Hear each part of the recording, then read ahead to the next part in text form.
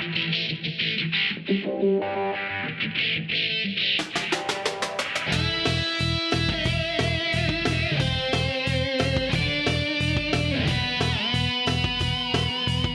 is Software Engineering Radio, the podcast for professional developers, on the web at se-radio.net. SE Radio brings you relevant and detailed discussions of software engineering topics at least once a month. SE Radio is brought to you by IEEE Software Magazine, online at computer.org/software. Hi, this is Scott Jensen. Thanks for listening to and your support of Software Engineering Radio. This episode on the mainframe is slightly longer in duration than average, but I think a lot of good information is to be conveyed.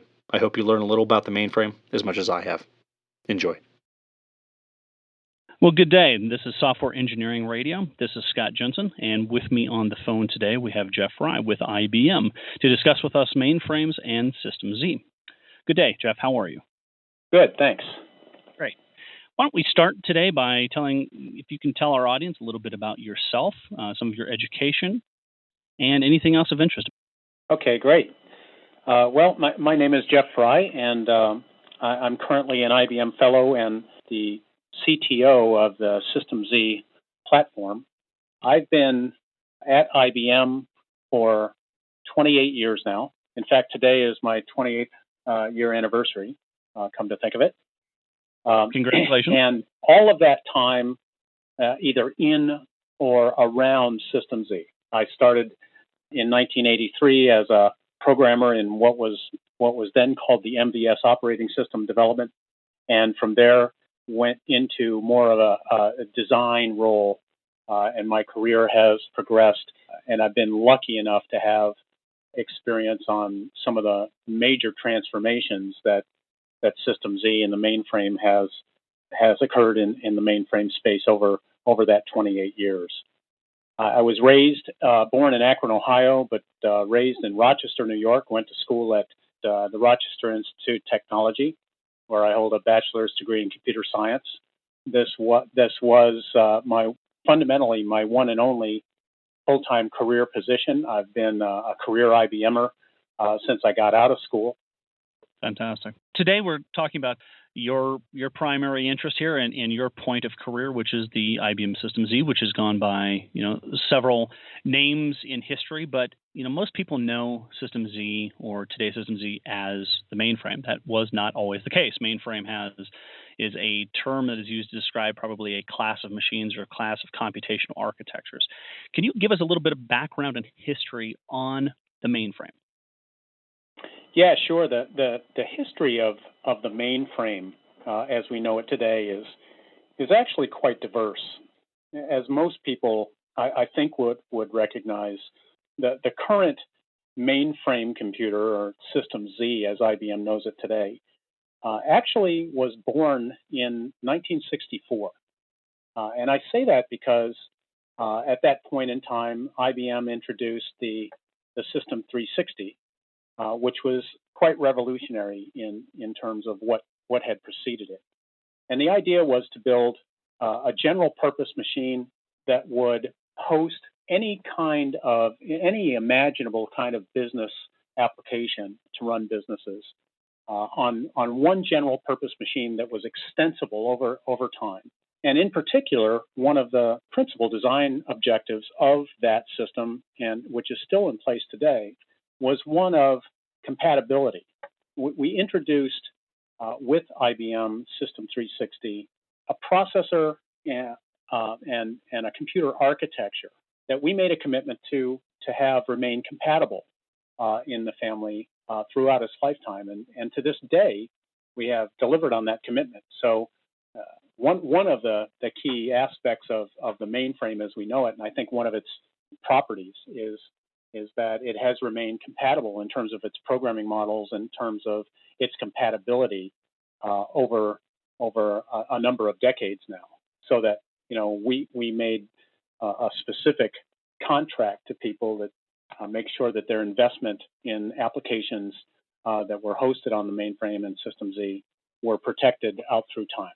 I think another aspect of mainframe is, there are many different characteristics of mainframe, and I think a lot of what a mainframe is has changed over time. But I think central to the notion of a mainframe is the notion of a large system that can host lots of business work and has large capacity for deployment and execution of business work, but also uses that capacity and that scalability to afford economies of scale that aren't present with typically smaller environments or smaller kinds of configurations. The mainframe, as we know it today and has been the case since its inception, is an architecture that fundamentally provides large-scale shared resources across the environment, so that, in terms of whether it's CPU or memory or I/O, the fundamental premise of the mainframe is that it's a lot of capacity. It's a single system. It has a single administrative model. It can handle lots of work.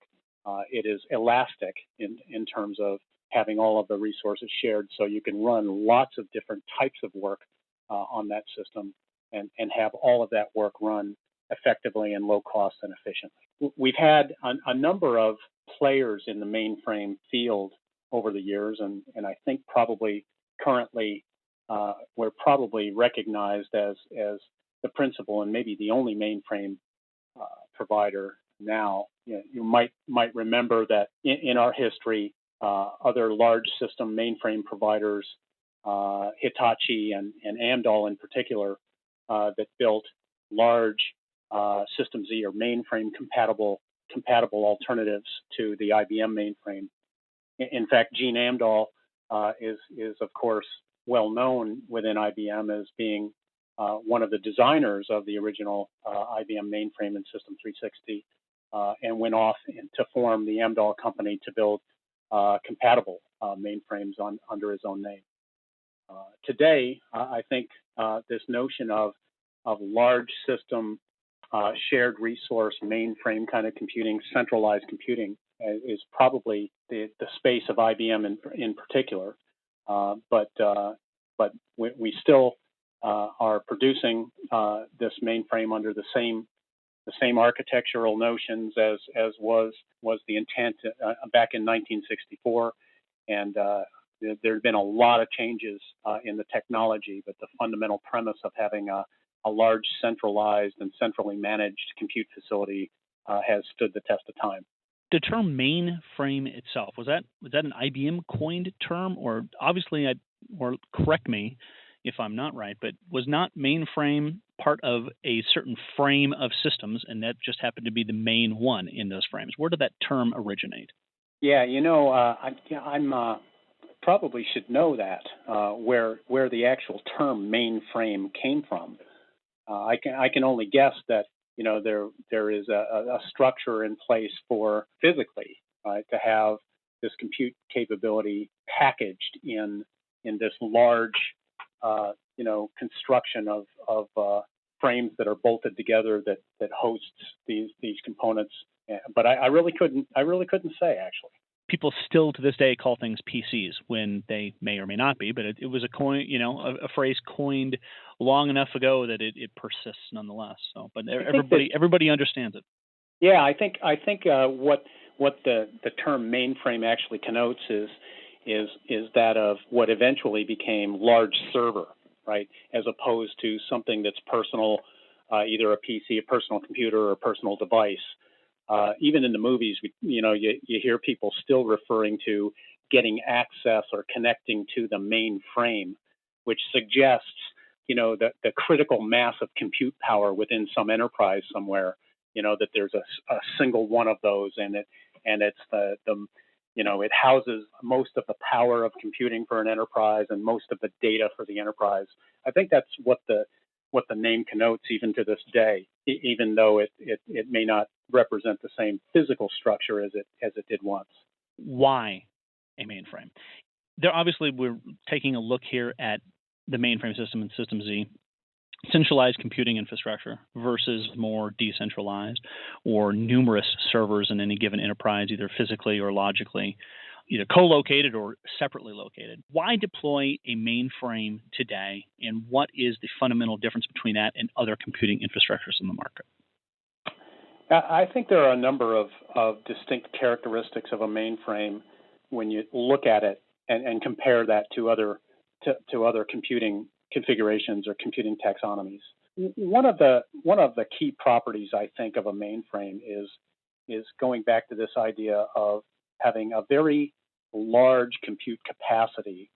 That compute capacity, whether it be the processing, the CPUs and the processors, or the memory, or the I/O and the storage that is connected to the machine, to have a lot of capacity in terms of raw compute power, or lots of memory, or lots of storage that could be attached, that is all managed as a single system with the kinds of economies of scale that you get for systems of any kind that scale up and provide that kind of economy of scale. I mean, Steve Mills uses the example of mass transportation as an example as being the most effective and cost-effective way to move people around. Getting people on, a few hundred people on an airplane or on mass transit is a cost-effective way of moving that many people across the country, for example. It may not be the most individual freedom of choice, right, in terms of how people would want to, for example, get across the country, but it does offer certain economies of scale, and it does offer the sharing of resources in a way that fundamentally provides lower cost and lower cost of ownership and how to get that job done. I think that's fundamental to the concept of scale as well. I often give a talk and discussing scalability. I give an example of taking 60 children to school. Would you like to do that in a Corvette, one child at a time at a significantly faster pace, or that school bus with 60 children sitting in the back? Despite the fact that it's being slower, it certainly is more efficient and scales much better despite the speed. So yeah, and I think the other aspect of a shared kind of large centralized kind of mainframe structure is in terms of the ability to share things, right? Part of the efficiency that you get from economy of scale is that not all of the jobs, not all of the business functions that execute on a given set of compute devices all use those devices fully utilized all of the time. And so if you can, in fact, deploy lots of work on a shared set of resources, and you've done the right engineering job to make sure that you're fair in the allocation of those resources to each of the tasks that are running on the machine, you can actually do more work with less, which makes the notion of economy of scale. It makes more efficient use of a more scarce set of resources, which is why even to this day we were able to run mainframe systems at very high utilizations, close to 100% in some cases, of having all of the compute resources in the system utilized at almost 100%, while maintaining the performance objectives and of all of the work that's running on the system without starving any of the tasks out, and making sure that, for example, in online transaction processing environments, all of the work is achieving its response time goals, right? Even with a system that's that highly utilized. And I think part of it is the long history of engineering of having a shared resource perspective in the mainframe, but also it's a matter of this efficiency and sharing, right? So all of the processors are shared, all of the collection of the entire memory footprint across the machine is shared, all of the I/O adapters and I/O devices and storage is largely configured in mainframe environments to be completely shared, which allows for this efficiency and to make sure that at any given point in time you have the highest utilization of the resources. If I am any given programmer generalist, how does that share everything type of model affect my programming for a mainframe? Let's say I want to target System Z as a platform. Does my programming model have to change? Does it need to change, or should it change based upon those resources that are available to me on System Z? The question of mainframe characteristics that apply to programmers is a very interesting one. In fact, back to the discussion or how we would characterize a mainframe. In some cases, I think it probably used to be more so than it is today, that the mainframe was characterized by its programming model. So when we started, long ago, before we even had the notion of online transaction processing, the way you did work was with traditional batch kinds of workloads. And so that suggested to programmers a very specific type of programming model.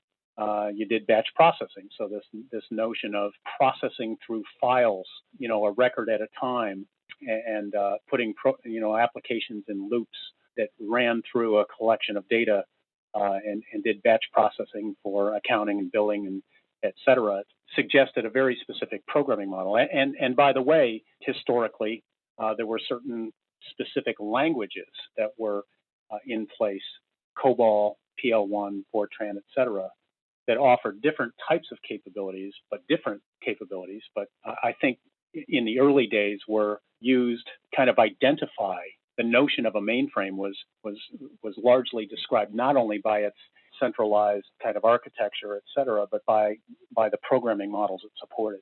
So we went on from there to introduce online transaction processing, and of course then the mainframe became known more in terms of it being characterized by some of the key middleware that runs on the mainframe. For example, like the IMS system or the CICS system, and then later DB2, et cetera. So I think that the programmer's view of any of this stuff has changed dramatically over the years. But I think even today, there's still a very distinct set of programming models that can be employed on the mainframe and other systems for very specific purposes, whether it be batch. People look at batch as kind of an old, archaic way of doing programming. But if you look at the notion of batch processing, it actually is a very necessary and in fact, a very modern way to process certain business functions within enterprises. Online transaction processing is yet another environment that carries with it a very specific programming model, and there are tools that have evolved over the years, that has defined a certain type of programmer, is skilled in understanding how to build high volume, efficient programs that do online transaction processing is very different from programmers who have been traditionally schooled in the area of batch. And even now, as we've moved on to more component-based programming and business process integration and workflow, still yet another whole genre of programmers that architecturally, engineer the programs in a different way and use different tools. There's been an advent of messaging-based programming.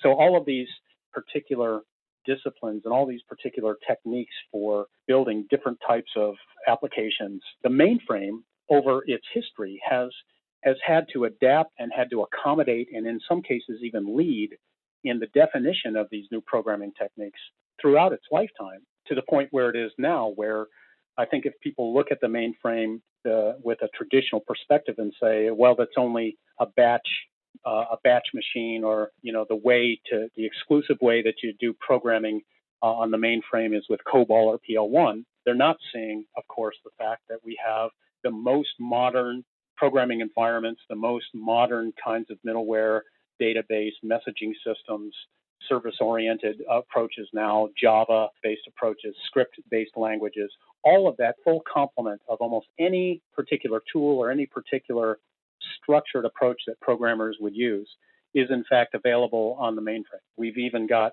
Linux on the mainframe, which is an environment that complements the traditional System Z ZOS-based environments, that offers a programming environment that is exactly the same, right, as the Linux environment, for example, that would be hosted on any other platform.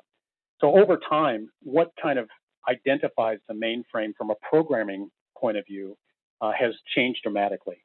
I think in the beginning it was fairly constrained in terms of a particular type of programming or a particular language that was used, and that's just not at all the case anymore. Well, it's actually pretty. Your conversation there about Linux is probably a good segue to what I want to talk about, some of the features. One of the biggest ones is virtualization everywhere, or at least that's the way I look at it, is that nearly every resource is virtualized in some case, and not just recently with a big interest in virtualization, but this has been going on for decades.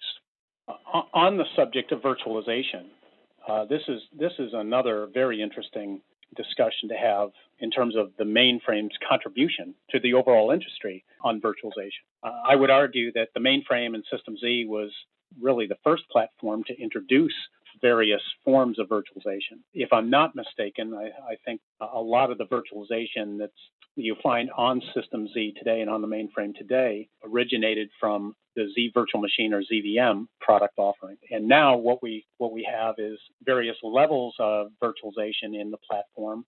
Over its history, there's been so many significant advances, virtualization on the platform, and in particular, System Z has taken an active interest and made significant investments in making sure that virtualization is as efficient as possible.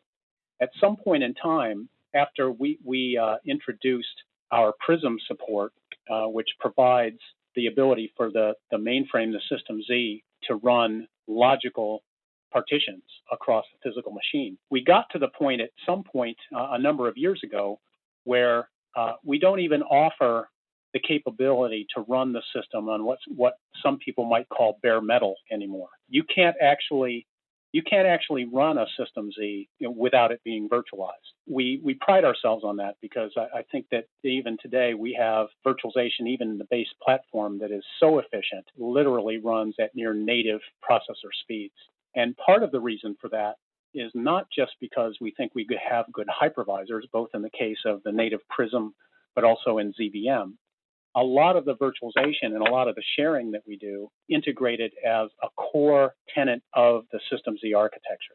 We have an architectural notion called SI, which is Simulated Instruction Execution, which basically is a mode of operation of the machine in which the hardware takes responsibility for the virtualization. So we have virtualization of processor and memory, and of course we have pushed down the high degrees of virtualization and sharing into the System Z I/O subsystem, so that all of the channels and adapters that get to network and storage is all virtualized as well. And all of this, most of the value and the efficiency we get out of our virtualization is in fact because we've integrated so much of it into the hardware itself. So help me out here in the stack, and I'll admit I get pretty confused too. I hear ZVM, ZOS, Linux. I think you said also something about Prism. Where do those sit? Are they layers of the mainframe in terms of hardware? Are they software and operating systems that are layered on top of each other? What does a general deployment look like when you have all of these components? Great question. Generally the layering of the hardware and virtualization can be described in the following. At the base level, you have hardware, just like any other platform would have. You have physical processors, memory, I/O adapters, network interface cards. With System Z, we ship as part of the machine firmware. In other words, integrated Prism hypervisor that is actually part of the firmware load of the machine. So when you physically turn this machine on and it goes through a set of initialization and power on reset, there's an initial microcode load phase that starts to initialize all of the physical capabilities of the machine. One of the things that happens is that the Prism hypervisor gets loaded and booted and brought up on the machine. And there's no choice in the matter. So we don't consider that customer deployed operating system or software of any kind. It's system firmware, and there's no choice in the matter. And when the system is physically turned on, initialized, that hypervisor comes up and it's always there. Then what that provides is the ability for a system administrator to define and activate what we refer to as logical partitions. And logical partitions are fundamentally virtual machines that can be hosted on the machine. And the notion of this logical partition or this virtual machine is a virtual machine that's hosted on the Prism hypervisor. Within each of those virtual machines, then you can deploy, customers are free to deploy various layers of software in each of those virtual machines. Traditionally, one of the first things that gets laid down in one of these LPARs or virtual machines is an operating system. And within System Z, we have a number of operating systems that have run on System Z, and of course they still do, right, given that commitment to investment protection by the customer. And there are new operating system personalities that are being able to run on the system all the time. You have the traditional ZOS operating system, which is really the latest name for the long history of MVS, multiple virtual storage was the name of the operating system, and we had various names of this, which was MVS, OS 390, eventually now System Z, ZOS. But also different other operating system personalities that can be deployed, including VSE and TPF, and of course, most recently, Linux on the platform. In addition to that, then, as an option, customers can deploy a special System Z operating system called ZVM, which actually runs in one of those LPAR virtual machines as a customer deployed operating system, where that operating system is actually a second level hypervisor. The structure here is that you have Prism, and that supports a certain number of logical partitioner virtual machines that we call level 1 virtual machines.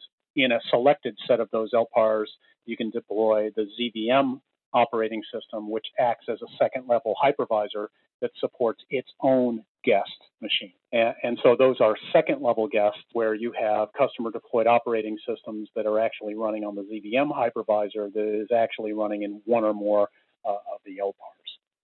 What's interesting about this is one of the only systems, it might be the only system, that actually has the hardware support for virtualization that supports this multiple nested hypervisor virtualization.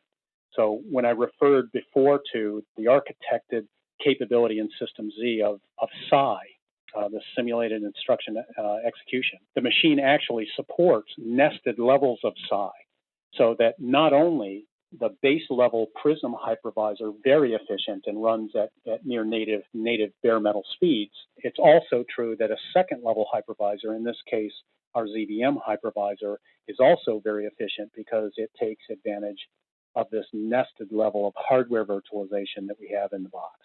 I think this is a real differentiator for System Z. Most people might believe that the hypervisors themselves are responsible for most of the efficiencies that we have in System Z. And while it's true that we're very proud of our implementations of our hypervisors, where we really get the most efficiency out of the system is because we've integrated virtualization into the hardware. I have to believe that the virtualization of the hardware is not the only difference in hardware between, your standard Wintel or Unix systems. What hardware differences or what core difference between mainframe hardware and more commodity hardware?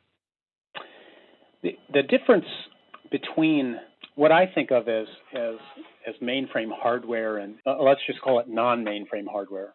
I think there are a few dimensions we could talk about where there's important differences. The one important engineering principle of System Z in the mainframe goes back to a discussion I think we had a little earlier, which is the capacity, the overall capacity of the compute capacity, memory capacity, the I/O adapters, the network adapters, et cetera, are all shared across the entire environment. And so while the ability to efficiently share, for example, I/O adapters, competitive offerings, is just now coming of age, especially with virtualization. You'll hear people refer to, for example, single root I/O virtualization in these adapters. System Z has had that level of efficiency and sharing even at its adapter level and subsystem level for quite some time. I think that another major differentiation for the mainframe and System Z in terms of its hardware is in a couple areas. One is in the area of resiliency. If you look at the engineering, and I really have to credit the hardware engineering folks, a long history of providing very resilient hardware. And by that I mean just the inherent checks inside and the recovery that is actually burned into the System Z hardware componentry, I think is still far beyond what you can find with competitive off. For example, we took, even the most basic stuff that like double bit error detection and correction in the memory subsystems, or the ability for the processors themselves to detect certain types of error conditions and recover, and when they can't, to be able to use sparing and recovery capabilities inherent in the hardware to make sure that you don't have a disruption to the work. This is especially true in the I/O subsystem. The System Z I/O architects rightfully so, pride themselves on the fact, we have a more complete end-to-end error checking and integrity checks across the entire path from data that is in the processor and goes through memory, through the channel, through the I/O networking fabric, all the way out, quite frankly, to the storage device. As you might know, we have a very specific storage architecture, storage command architecture, I/O command architecture that has a long history of not only just providing the basics of moving data back and forth across these links to externally attached storage, but has been architected in such a way that we have the ability to have end-to-end integrity and error checking and correction across the entire path. It's my belief that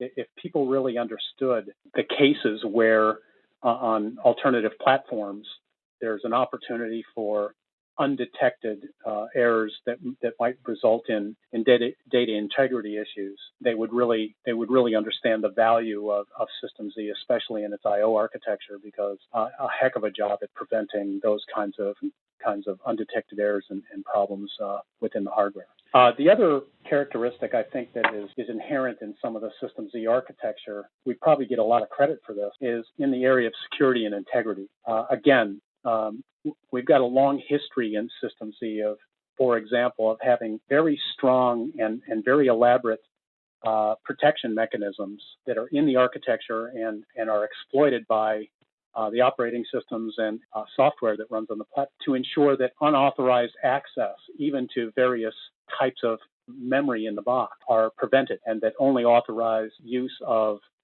memory or certain privileged capabilities or facilities in the machine, you have to have the right level of authorization.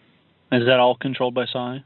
No, that's just in some ways just inherent in the architecture itself. For example, we have a memory system where you can assign storage keys of various kinds to individual frames of real memory. Those storage keys have to agree with a set of authorization, and a set of storage keys are attached to programs that have access to that memory. And if you're not running with a particular storage key that allows you to have access to that real frame of memory, you get an exception and the memory is protected. We were also, I think, probably the first system to incorporate write-protected memory or read-only memory, so that there are certain key areas of the system that are never meant to be modified, and we have the controls in the memory subsystem to configure those areas of the system in such a way that no matter what authorization you have, you can't write over the memory.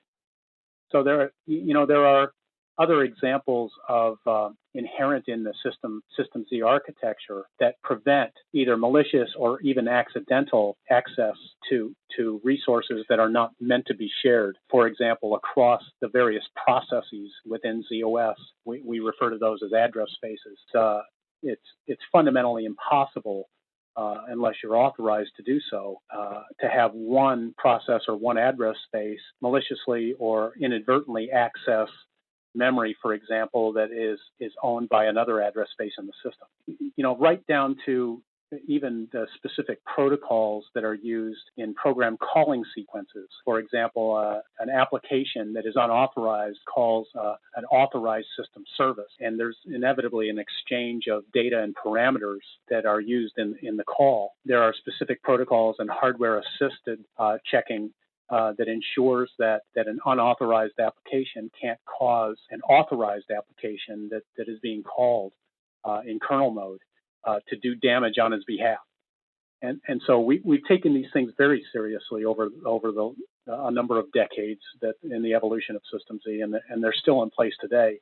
Many of these mechanisms are just not practiced and just not introduced in alternative systems. In terms of the integrity and isolation between virtual machines on the platform, we also take that very seriously and make sure that there's no way, either intended or unintended, for example, to have one virtual machine or one logical partition exchange data or exchange or share resources unintended with another logical partition. This is very important to certain security and integrity compliance standards where we do very well in System Z because we have the actual architectural technology in place to prevent unauthorized communication between two LPARs or two virtual machines on the same physical box.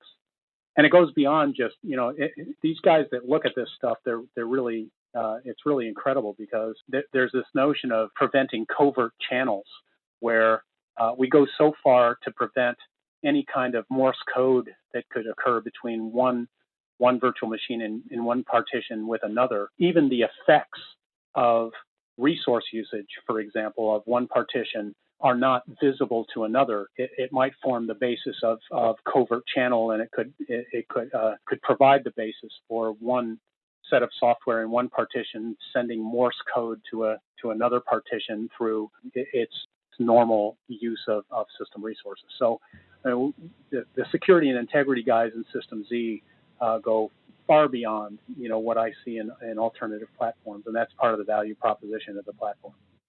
Just move on to databases. Most people would say that any system, regardless of size, is only as valuable as the data in which it manages. Databases on System Z, of course, I would expect DB2. Yep. There are some others that have been around, historically, and possibly some other vendors that are on there. Can you talk to me a little bit about the databases DB2? Is that part of the platform, or is that something separate? And some other, any other type of database activities and other types of systems that are available on System Z? Sure. In terms of databases, you're right to recognize that database, data serving, data management is a key value proposition of System Z. In fact, I think it's probably a core value proposition. Part of that is because some of the other attributes of System Z and the ZOS operating system in particular, providing very high performance system services for transactional integrity, security, and isolation, as we've kind of talked about before. But above and beyond that, we have a number of different database capabilities that can be hosted on the platform. I would say that in each case, DB2 being one example, these really are, you can think of these as separately deployed middleware that is hosted on ZOS, images on the Z platform, but not really physically so much integrated into the platform, but hosted in the platform. Now, having said that, each of the databases that are supported on the platform, and especially within ZOS, so let's talk specifically about ZOS hosted databases. Every one of the databases, whether it be DB2 or the IMS database that's accessed through DL1 language, or VSAM, which is people would characterize VSAM in some ways as a database rather than simply a file system, because it has so much capability and is used as one of the underlying persistence mechanisms for the CICS online transaction protocol program transaction monitor. But in each of those cases, these databases are engineered to take explicit advantage of the platform, and especially take explicit advantage and exploit the capabilities of the ZOS operating system. With each of these databases, of course, they are engineered in such a way to make use of the shared everything architecture within Z. They have been engineered to run very effectively in a scale-up, symmetric multiprocessing environment where there's lots of thread parallelism going on across the platform. Of course, each of them make very effective, efficient use of large memories in storage, in memory databases, caching, buffer pools, etc. And of course, each of them take advantage of the security, integrity, and availability characteristics of the ZOS environment, as well as being engineered in that same kind of philosophical basis to provide their own System Z level resiliency and recovery. I think that the most interesting integration that's occurred over the last recent past in Z with each of these databases is that each one of them have been have been engineered to take explicit advantage of parallel Sysplex. And we haven't talked about parallel Sysplex yet, but some time ago we introduced extensions to System Z and the ZOS operating system environment that would allow multiple instances of ZOS and, of course, its databases and its transaction systems to be clustered to provide a single system image and to be able to cluster these things together for even greater scale and, of course, to provide additional availability across a clustered kind of configuration. Okay, yeah, and I definitely want to talk about Sysplex because you were talking about scale up, and I think we have scale up and out with Sysplex. Going back to the databases, is the vSAM, which is, as at least in the activities in which I've worked with, ISAM and vSAM files, record level files, if you will. Is that specific to ZOS? Yes, fundamentally vSAM is a ZOS provided file system. And you said IMS is built on top of that. Is DB2 or does DB2 actually use vSAM as its backing store? Yeah, there's different capabilities that are provided by vSAM. You mentioned vSAM is a record-oriented access method and file system. That is one of its personalities. So if an application is directly using vSAM, as it would in batch application environment, for example, many of the use cases within the CICS transaction monitor provides access to record-oriented vSAM data in a transactional context. That's one use of vSAM. However, having said that, there are actually block level and other granularities of access to vSAM-hosted data as a file system that are used underneath DB2, for example. So while DB2 doesn't necessarily use the record-oriented access to vSAM data, it uses a different flavor of vSAM through a component called Media Manager to get efficient block access to file system data where vSAM happens to be the underlying file management system for DB2. And the same thing, to some degree, true for IMS. So there are various levels of what's actually presented to the end user or the application. In the DB2 case, of course, it's relational. It's a relational model presented and published through relational SQL, for example, and it's DB2 that actually makes use of some of the underlying capabilities of vSAM. So vSAM is a very important part of the data serving and data management system in COS, and it represents what I would refer to as the traditional file system. Now, having said that, there are also Unix-based hierarchical file systems that are also available within ZOS and are used by applications that are built to use that kind of hierarchical Unix-style file system. But in the case of DB2 and IMS, each of these databases also present their own model, and that has historically been the case. And each of these databases have been extended over the years.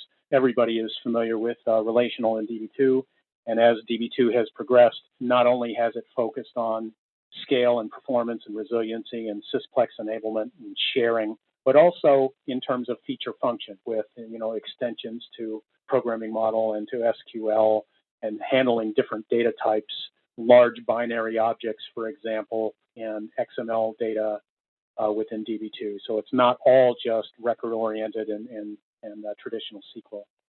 And of course, with IMS, we continue to have many applications in the world that are dependent on the IMS hierarchical model for data.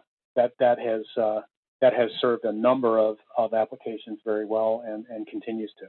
Let's jump a little bit ahead here and go right back to what we almost went into in terms of Sysplex. Yeah. So this kind of gets into System Z scaling and system architecture scaling. And I don't know much about Sysplex, so walk us through everything concerning that. System Z, as traditionally known, or as we discussed a little bit earlier, being a centralized system, a scale-up system, all of a sudden Sysplex comes along and allows the mainframe to scale out. What is Sysplex? How does it solve the scale out while still maintaining the scale up features? Great questions on Sysplex. In order to talk about Sysplex for System Z, I think one of the things we probably should do is go back and revisit why we did Sysplex in the first place. The advent of Sysplex came somewhat coincident with change we absolutely needed to make in the actual hardware technology that we're building with the systems. Prior to Sysplex, we were building systems, very large images, very large machines on bipolar technology. It was evident to all of us here in mainframe world that we needed to get onto the what at the time was, and I don't even remember what level it was, but we needed to get onto CMOS and CMOS microprocessor design as a way to move forward. Not only in terms of the efficiencies and the scale and to ride that technology curve, but to get on the right cost and price performance curve of moving on to CMOS and off of the older bipolar technology. At the time we decided to do this, it was a huge gamble, and historians will look back at this moment in Systems Z history as kind of a make it or break it kind of point in its history, because at the time I think we were producing bipolar technology. We were I think at processors that were capable of somewhat over 50 million instructions per second at the time, which even by today's standards is of course not very fast at all. But at the time, 50 or 60 MIPS worth of single-threaded performance in a processor was quite good. And when we moved to CMOS capable processors, I think we went from a 50 or 60 MIP uniprocessor to CMOS, which was only able to give us about 10 or 12 MIPS. So this was a huge deal. And the question was, how were we ever going to get onto CMOS and still provide the aggregate capacity that our customers needed, especially to make sure that we could handle the scale and capacity of the transaction processing environments that our customers depended on. And so the answer was to cluster these things together. And so what we did was we out of necessity introduced a clustered system approach that we called Sysplex, which not only introduced very key hardware clustering technologies in hardware, but was a significant re-engineering of the ZOS operating system to be Sysplex enabled. And then, of course, it didn't stop there. All of our key middleware, our CICS, IMS, DB2, MQ products, and then in addition, WebSphere, and as we added more software onto the system, the notion of having Sysplex-based system design was core and key to all of our software stack and all of the ZOS environments. So we did it fundamentally initially for both scale and availability out of necessity, because we were going from what we considered a very fast processor to CMOS engines that weren't all that fast.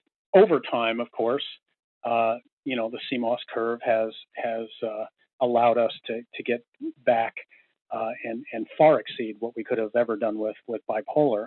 And so the initial emphasis for Sysplex, which was scale in the horizontal dimension, to have scale out and availability and no single points of failure, was kind of the initial design point. And then over time, CMOS grew up so that we could produce, scale up and get back on very, very large capacity single system images as well as dramatically increasing the number of processors in the configuration. With our Z196 that we just announced and are now shipping, there are 80 cores of System Z processor capacity that is available to customer applications. So we've continued to do both scale up and scale out with Sysplex over time, but initially it was out of necessity.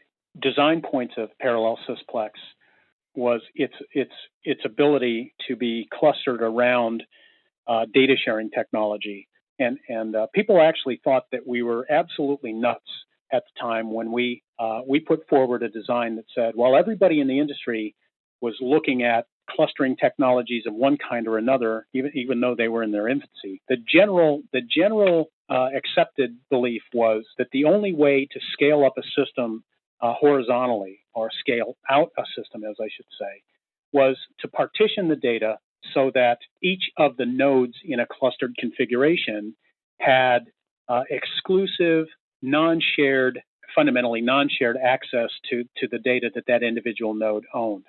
And so systems were being built where the common wisdom was that if I had multiple nodes in a cluster, that if one node needed data that was being managed or attached to another node in the cluster, conventional wisdom said that the node had to send the owning node a message to have the data dragged from storage, for example, through the owning node and then across to the node that needed it. And System-Z parallel Sysplex put forth a completely different notion. It was a shared everything architecture rather than a partitioned or shared nothing architecture. And the brilliance of parallel Sysplex was in this device we invented called the coupling facility.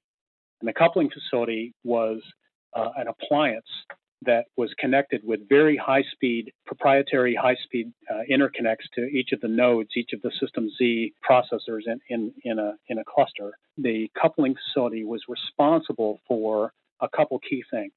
One is that it provided a multi-system locking mechanism, high-performance locking mechanism that would allow each of the pieces of middleware on each of the systems in the cluster to obtain multi-system locks for concurrency and serialization control over shared data very efficiently. In fact, at CPU synchronous speed. So you could go out and register your interest in a particular multi-system lock for concurrency control at CPU synchronous speeds, just as if that lock was local to your own memory. That, in addition to the coupling facility providing very high performance caching capabilities for the data, and provided the mechanisms to allow each of the databases on each of the nodes to take advantage of high performance caching and cache invalidation across multiple systems. The coupling facility then allowed, for example, each of the DB2 instances across each of those nodes in the system to actually cache, read and write transactional data locally in the node of the processor, and still allow that data to be completely shared across the entire configuration. And like I said, nobody thought it was possible. It avoided and solved a lot of problems that even still exist with partition systems and shared nothing architectures. And it was a real breakthrough. I consider parallel Sysplex, the data sharing, the engineering changes to ZOS, the movement to CMOS processors, one of those moments in System-Z history where it was critical to re-engineer the platform. And I think the System-Z remains a vital and strategic computing platform today, largely because of the innovation of parallel Sysplex. Now, a lot of folks are into data sharding today, doing what you said. Some of it being shared nothing, but let's separate out email lists from other databases, put the proof back onto separate systems. In terms of that type of data sharding model, what does System-Z programmers think about that when they have Sysplex available? The way the data sharing capability is presented to application programmers on System-Z is largely abstracted away through the sharing that the individual database components provide.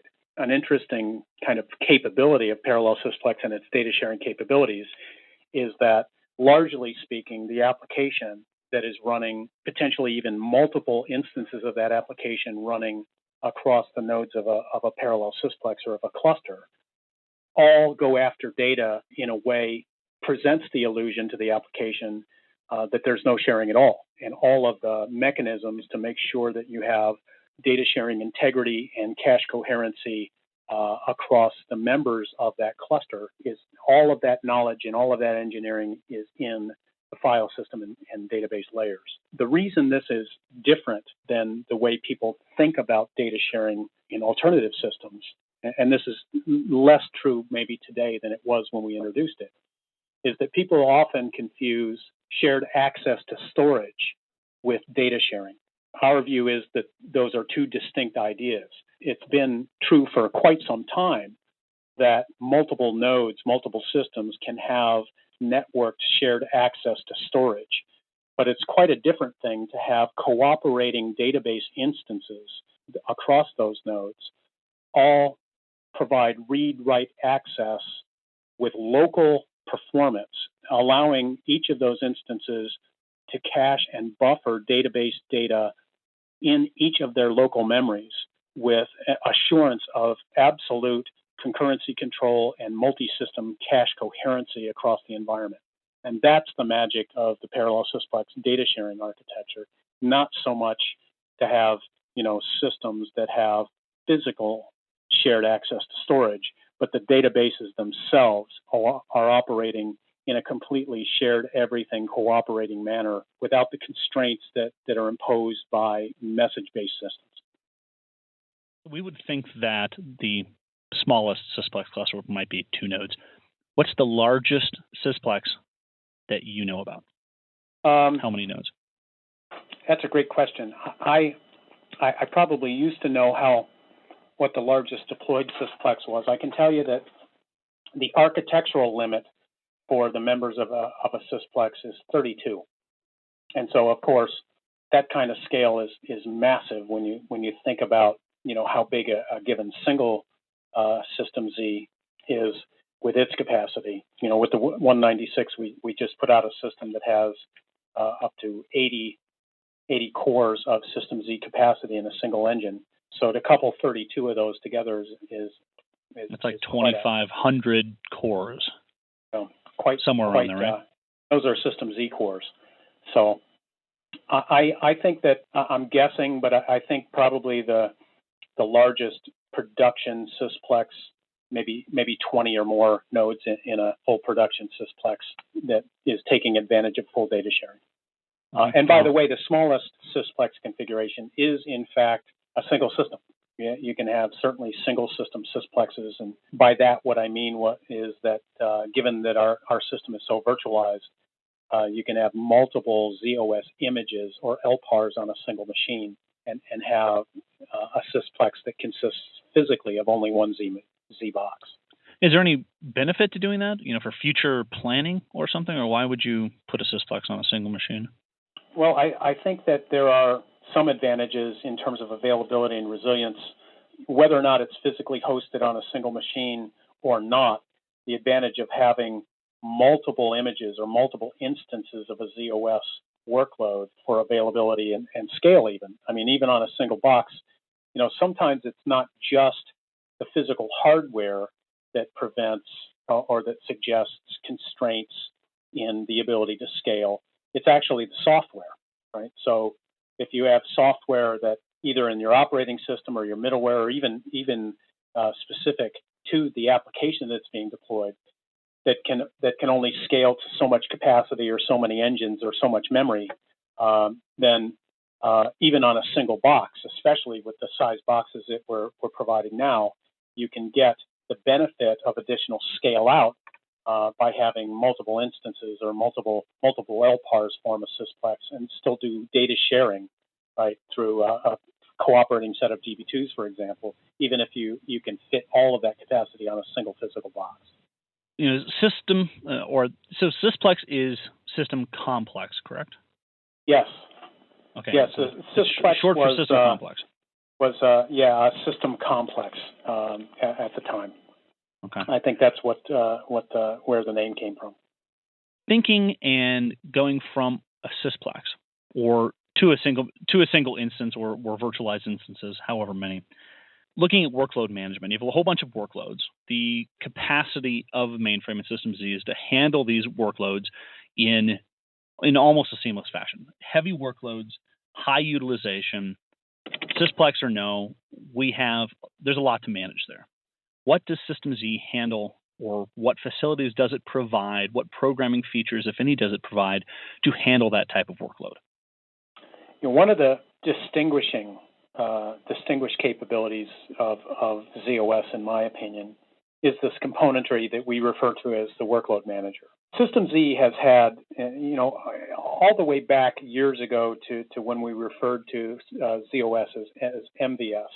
The design point for System Z and ZOS-based operating system had always been that you could host and deploy different types of work in a ZOS image on the platform and have each of the different types of workloads get fair and balanced access to the resources of the system so that all of the work could coexist in a given image. When you think about it, that's really kind of the textbook definition of an operating system, is to make sure that there's fair and balanced allocation of resources across various pieces of work that are running in the system, all sharing those same resources.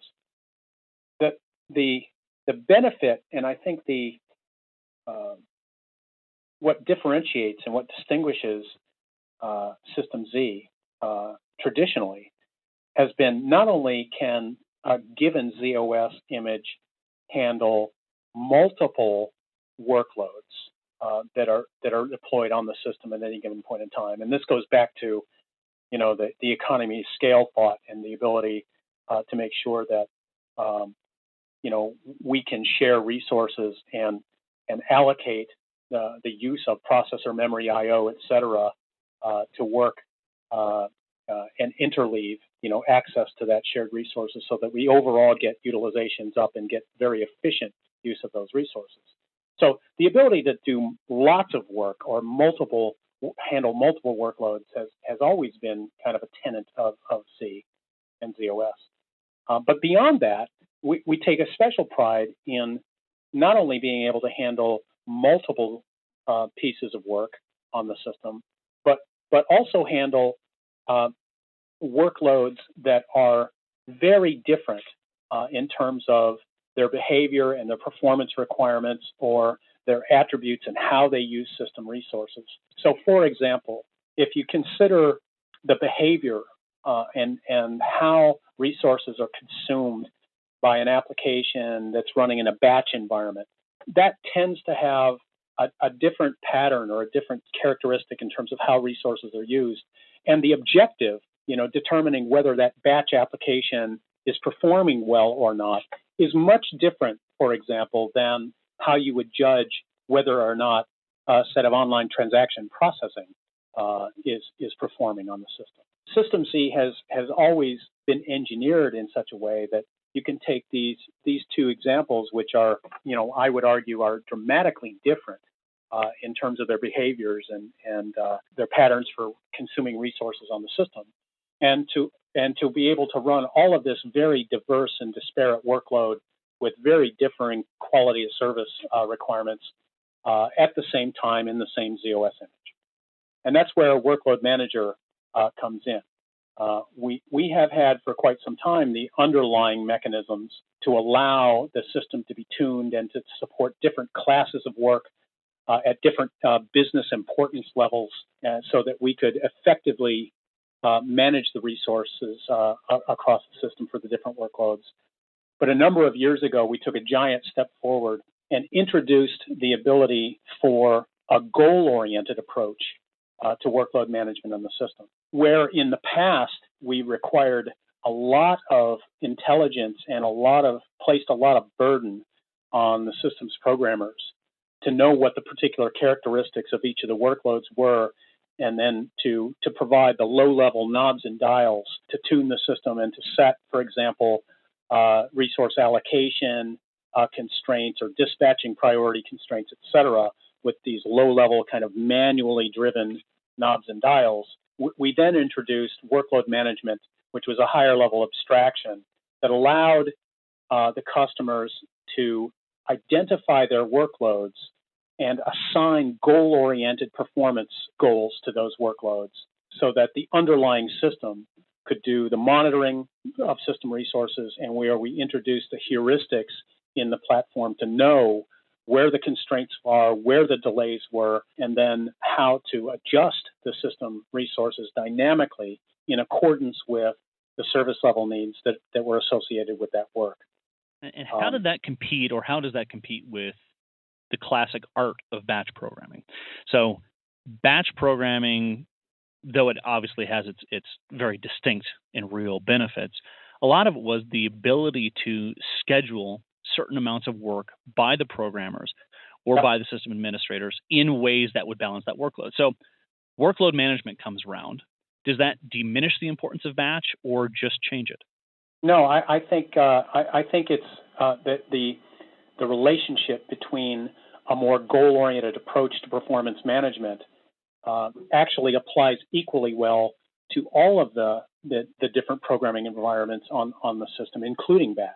So, for example, to take your example, where in the past, to get a balanced allocation of resources across the system, what typically happened was the system's programmers identified different job scheduling queues and different classes of initiators or batch initiators in the system, and associated with those batch initiators or those batch execution mechanisms, fairly static allocation of their relative priority, which job classes were going to get more processor and more memory than the others.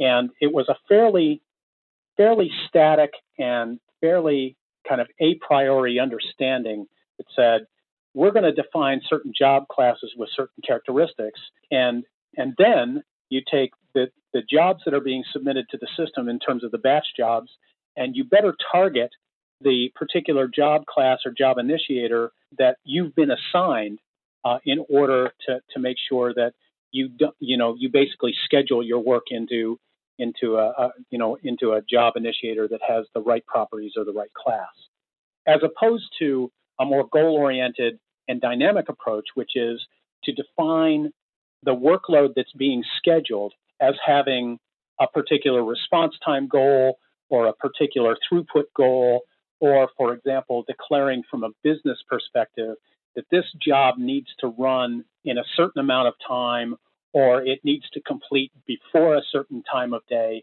and then having the system understand what those requirements are for that job, and then to allocate the resources in accordance with it achieving its goals dynamically.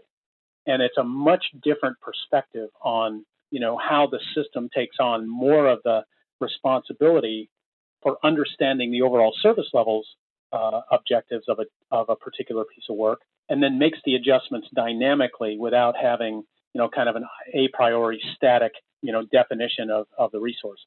And the reason that's so important is because it's just fundamentally impossible in many cases to predict what the load on the system is going to be, or what spikes in capacity are going to be needed. And so it was all about not only simplifying things so that the way in which work ran on the system could be defined in a way that had relevance to the business in terms of the relative importance of that work, to be able to describe its goals in terms of, performance metrics that were actually meaningful to the business, and then allow the system to make trade-offs based on what you've told it about the service levels and the relative importance of the work. A lot of times, when the system has enough resources and everything's fine, and the system has been over-provisioned to handle a certain amount of work, typically, things run fine, right? It's when resources are constrained, or when you have spikes in capacity, or when you have certain failures that diminish your capacity, that hard decisions have to be made by the system in order to make sure that the most important work has a better opportunity to achieve its business goals, potentially while shedding more discretionary or less important work and making those intelligent trade-offs. That's what the System Z approach to workload management is all about. Goal-oriented, service-level resource management, intelligent resource management in alignment with the business objective. Let's move on to some language support, programming languages on System Z.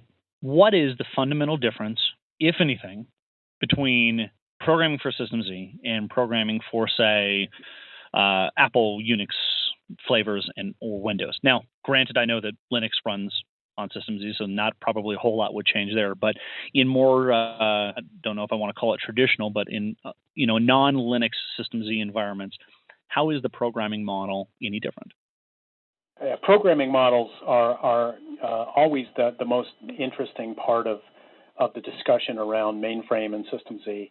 I guess I would characterize how common or how different programming is for System Z and the mainframe in the following way. I think largely it has to deal with, it has almost nothing to do these days with the actual architecture of the machine. It has been the case for quite some time that the actual specific instruction set architectures, for example, of the machine, unless you're writing in assembly language, higher level languages and higher level middleware has abstracted away the fundamental differences at that level. And those things don't typically show through in the programming anymore. I think largely to answer whether the question as to whether or not programming on System Z is fundamentally different or the same than, say, programming in Unix or Windows or even on Apple, for example, has less to do with the underlying system architecture, what physical hardware you're running on, or even what operating system in some cases you're running on, than it does with what is the programming interface that you're using. So, for example, within IBM, we have the WebSphere product that runs across all of our platforms, and fundamentally, the ability to write applications, WebSphere applications, whether it be traditional Java J2EE applications or portal applications or business process orchestration. Fundamentally, the programming model for WebSphere is the same across any of the platforms that it's deployed on. So fundamentally, the way that you would write and engineer an application in WebSphere for Unix or Windows would be the same as you would on System Z and ZOS.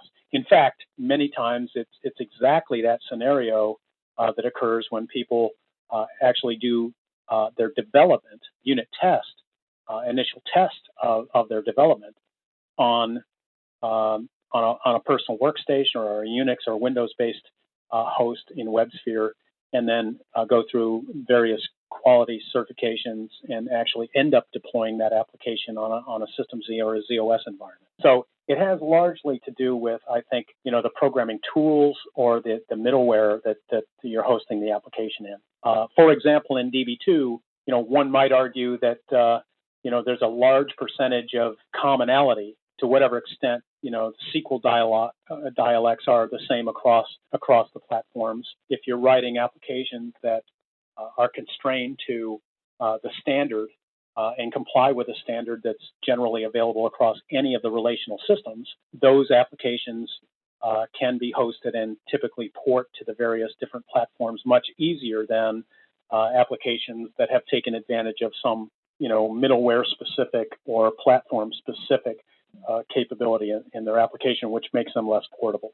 So in this context, I think that because System Z has such a long history, we tend to ask this question in the context of System Z as if specific to System Z. And I would argue that any of the programming environments, any of the middleware that's available that people may use may have different platform variances that cause the applications to be tied to a specific environment, whether it's an underlying hardware platform or operating system environment or middleware or programming tool.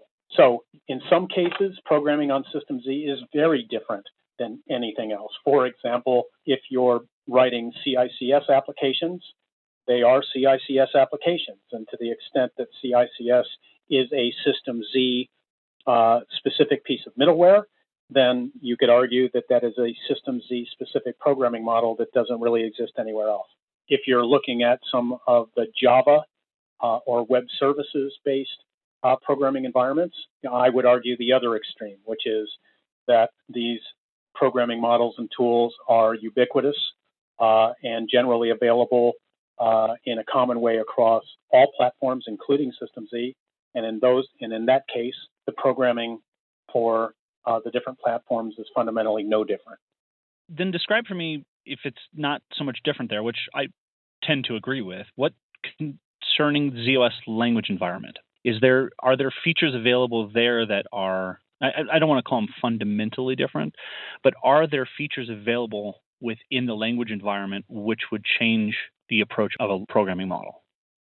Yeah, the ZOS language environment does provide, in some ways, the ZOS language environment is a particular implementation of a set of libraries that are available to all of the languages on the ZOS environment, and in some ways is just a different implementation or a different factoring of those capabilities for ZOS than it would be for other platforms. Much, I would say, to the largest extent of what's provided by the ZOS language environment is, in fact, providing the system services and capabilities that are available in the higher order, the programming languages that just happen to be implemented in a specific way in ZOS, so that the underlying implementation of some of those capabilities take advantage of specific ZOS qualities of service or tasking or threading models or recovery models, etc. So the whole point of ZOS language environment is, in fact, to provide that level of standardization and portability for the languages, while at the same time giving us an opportunity to have an implementation that takes explicit advantage of ZOS and its capabilities and to differentiate it. Okay. Now, normally I would, reading up, I've not worked with it, but reading up on ZOS language environment, it always would appear to me as though it has a lot of the same type of concepts of the .NET CLR. But I'm hearing it's not necessarily a runtime, maybe more a set of common libraries then. Yeah, I think largely it is a set of libraries that are implemented in a specific way. So, for example, a lot of the system calls that you would find in a C or C++ language environment in a ZOS environment are delegated down into this ZOS language environment componentry and implemented there. But from a programming model standpoint, it implements the standard, right? So, for example, if you were to do threading or memory allocation in C or C++, you might find that the malloc, for example, call would delegate down into a language environment capability where that would be implemented according and use the ZOS system services for memory management, for example, in a way to leverage that capability in ZOS, but to provide a portable and standard semantic to the language. So largely, I think it's more of an implementation choice than it is in terms of it showing up as a difference in the programming model. All right. Excellent information. In the case of Java, by the way, there's another level, of course, of abstraction in the Java language, given that it has its own runtime and its own virtual machine capabilities, where the LE environment is completely abstracted away, and I mean what the application programmer is subject to, of course, is absolutely standard Java. In many of these cases, the LE environment isn't even exposed in any way to the programming model or to the language. In some of the older languages, for example, COBOL or PL1, there may be very specific exposure to LE and its effects on the language. But in terms of the more recent or modern languages, and especially Java, it's largely completely transparent and not exposed at all. So we're running short on time here, and I know that we've actually gone over, but I do want to ask you about the roadmap.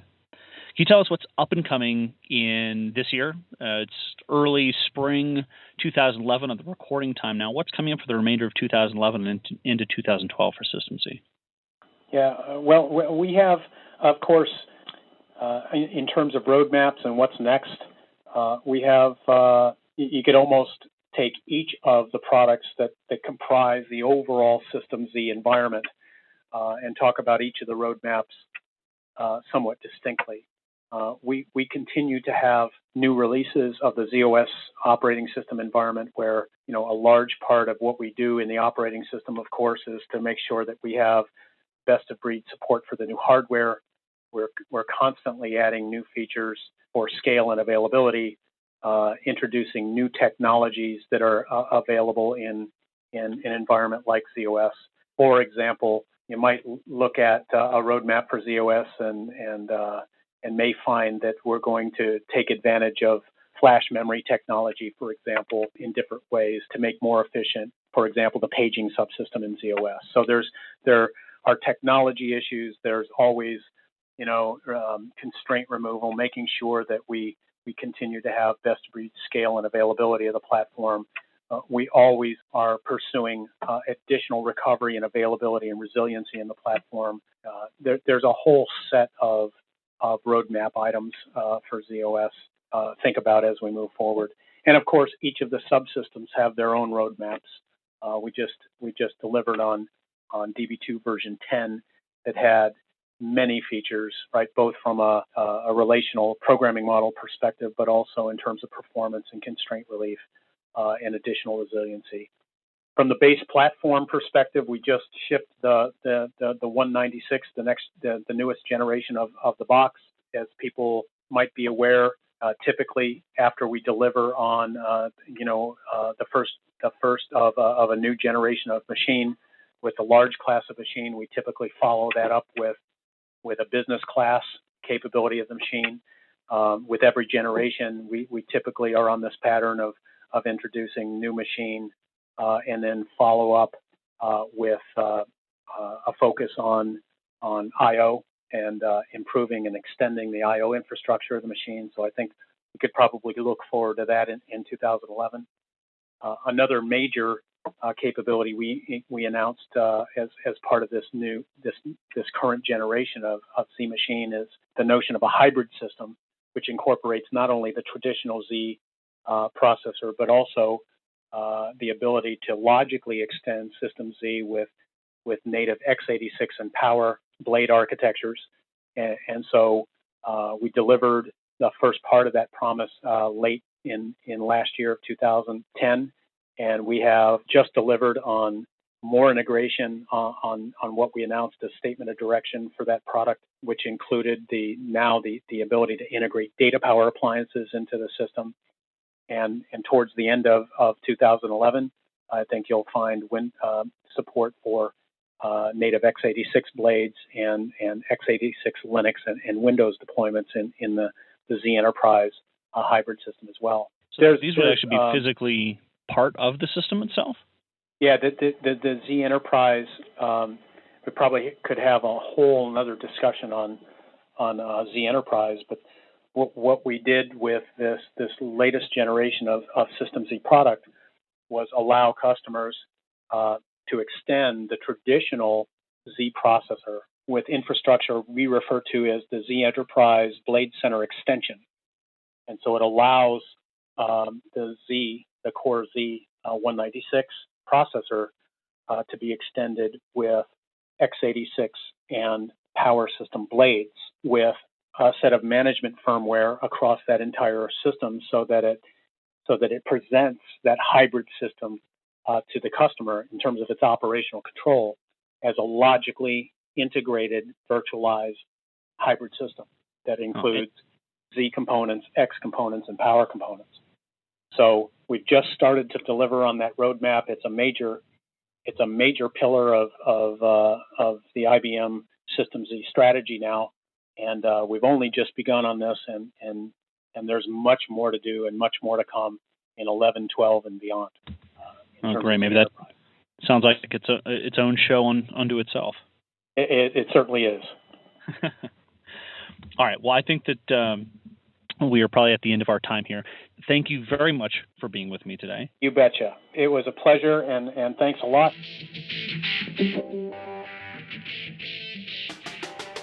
Thanks for listening to SE Radio, an educational program brought to you by IEEE Software Magazine. For more information about the podcast, including other episodes, visit our website at se-radio.net. To support us, you can advertise SE Radio by clicking the Dig, Reddit, Delicious, or /thought buttons on the site, or by talking about us on Facebook, Twitter, or your own blog. If you have feedback specific to an episode, please use the commenting feature on the site so that other listeners can respond to your comments as well. This and all other episodes of SE Radio is licensed under the Creative Commons 2.5 license. Please see the website for details. Thanks again for your support.